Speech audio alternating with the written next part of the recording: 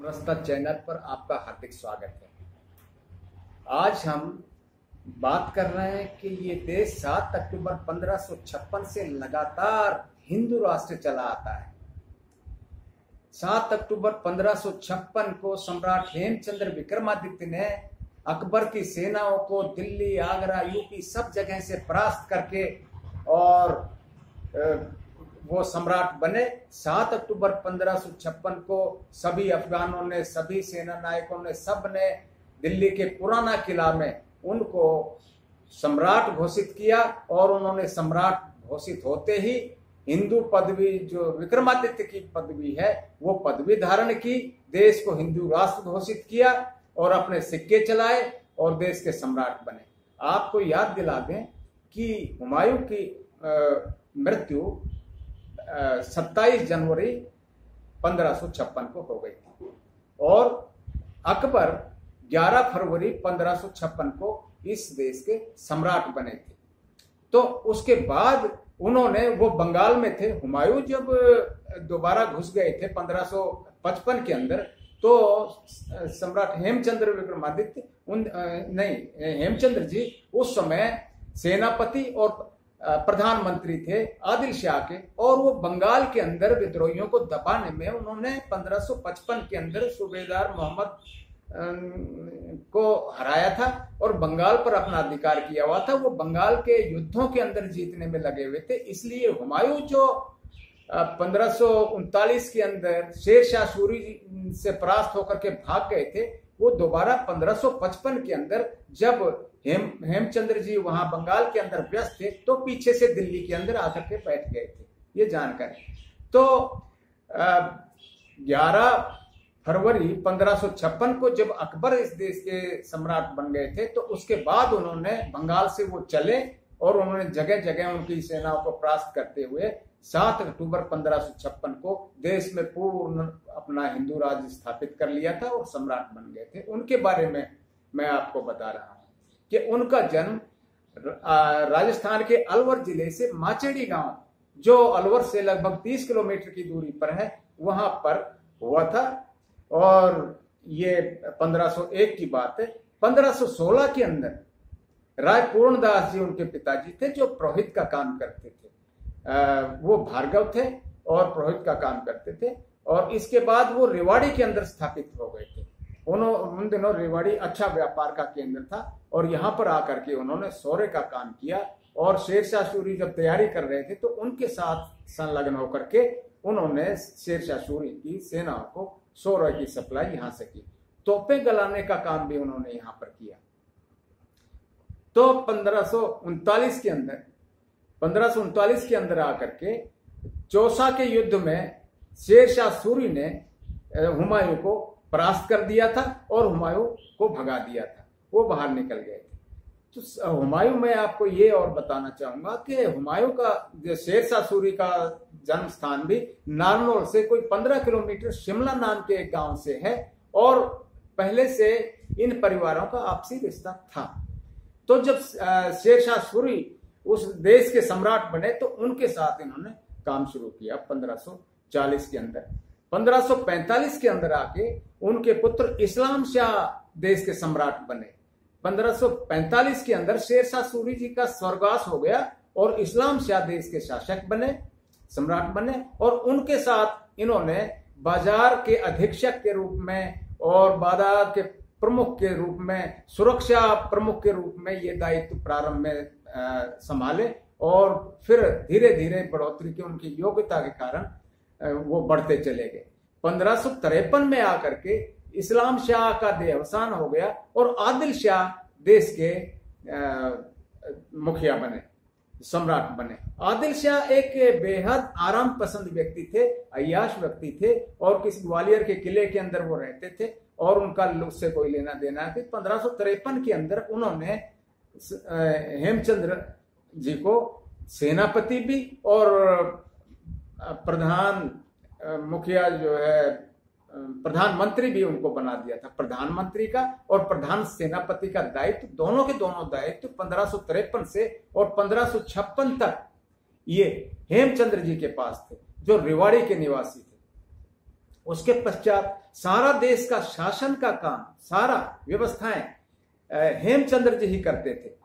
जगह जगह विद्रोह हो रहे थे, तो बंगाल में बिहार के विद्रोहों को दबाने के लिए ये गए थे। जगह जगह इन्होंने युद्ध जीते और इनके पास 22 युद्ध जीतने का है, जो इतने युद्ध किसी भी उसने नहीं जीते।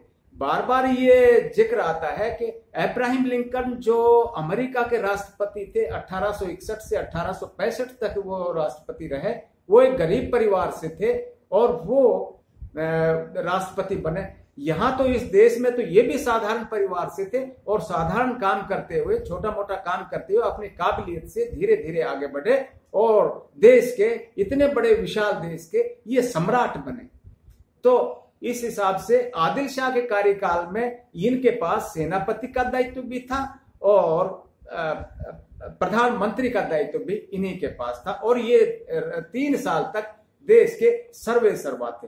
तो बंगाल के अंदर जब ये अपना काम कर रहे थे तो मोहम्मद खान जो वहां पर बंगाल के सूबेदार थे, जिन्होंने विद्रोह किया हुआ था, उनको उन्होंने 1555 में जाकर के विद्रोह को दबाया और ये बंगाल में डेरा डाले हुए थे। ये बंगाल में और दक्षिण में इनके व्यस्त होने के कारण हुमायूं जो चौसा के युद्ध में हार गए थे शेर शाह सूरी से और अरब चले गए थे, वो दोबारा लौट करके आए और दिल्ली पर 1555 में इनका कब्जा कर लिया।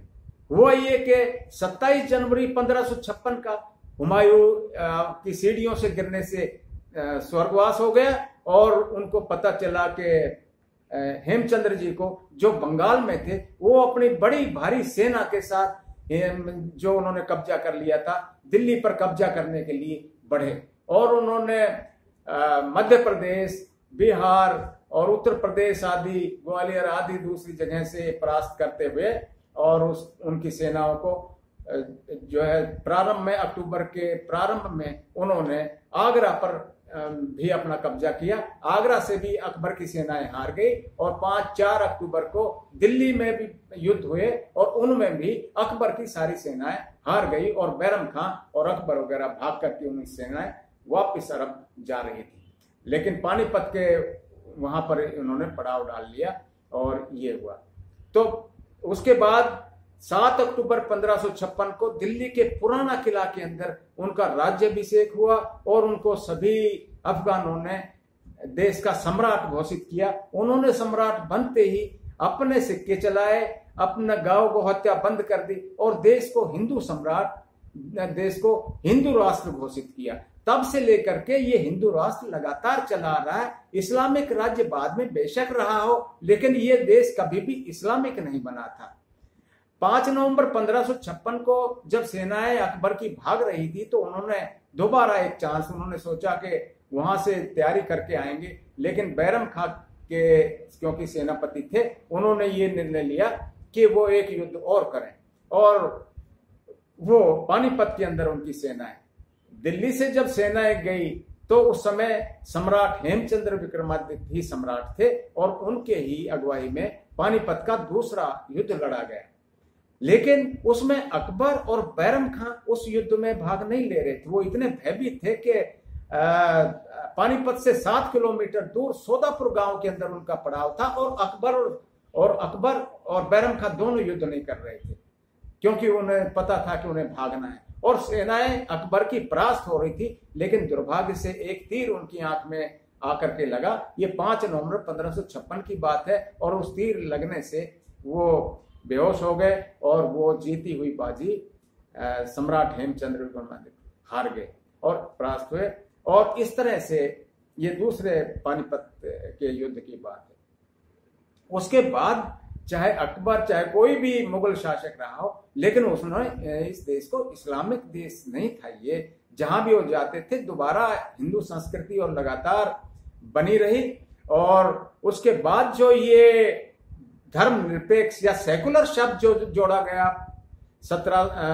1976 के अंदर इंदिरा गांधी के दौरान में, तो वो बहुत ही दुर्भाग्यपूर्ण था। किसी पार्लियामेंट ने उसको पास नहीं किया था और गैर कानूनन था। ये सेकुलर शब्द जो संविधान में जोड़ा गया पूर्णतः गैर कानूनन था। ये देश का संविधान जो बाबा साहब ने तैयार किया था वो इस तरह से था कि भगवान राम, भगवान कृष्ण, भगवान राम, सीता और लक्ष्मण की तस्वीर, 22 चित्र उसमें हिंदुओं के और राष्ट्र भक्तों के थे, जो जिसके देखने से ही पता चल जाता कि ये संविधान पूर्णतया एक हिंदू संविधान है, कोई किसी तरह से धर्म निरपेक्ष नहीं है, कोई सेकुलर संविधान नहीं है।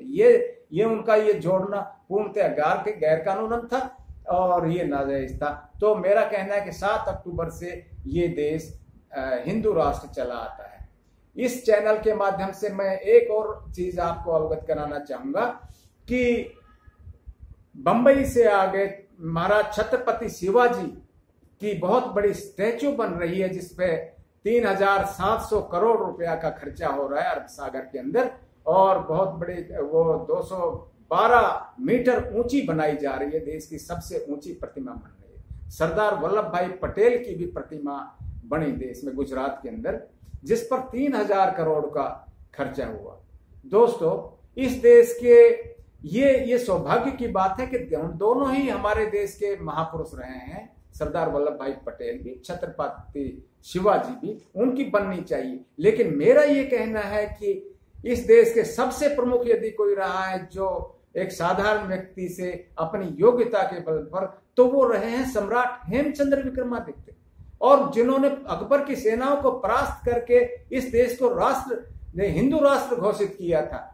उनको किसी तरह से भी भुलाया नहीं जा सकता। इतिहास में कहीं भी उनका नाम नहीं, कहीं पाठ्यक्रम में। हम दिल्ली के पुराना किला, जहां पर म्यूजियम है आज, वहां गए, देखा कि कहां पर है भाई उनकी यादगार में। उनको ये जानकारी नहीं है कि इस पुराना किला में वो देश के सम्राट बने थे। और दूसरी जो पानीपत की लड़ाई हुई थी, तो उसमें वो देश के सम्राट के रूप में उन्होंने युद्ध किया था और ये हिंदू राष्ट्र घोषित किया था।